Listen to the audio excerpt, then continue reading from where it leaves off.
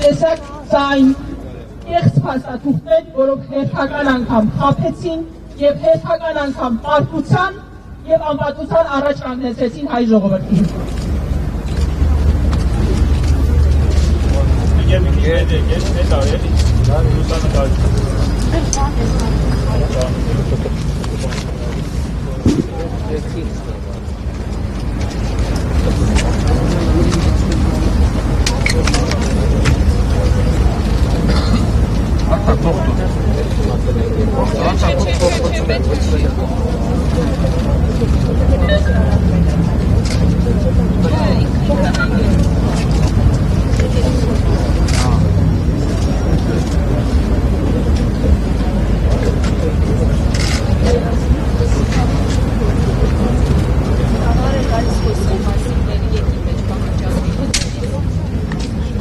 Սիրելի հայրենակիցներ, այս պահին ֆիքսենք, որ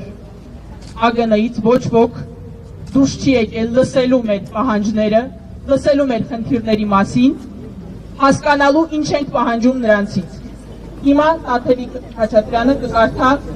պահանջագիրը, որը հանձնվելու է ԱԳՆ-ին։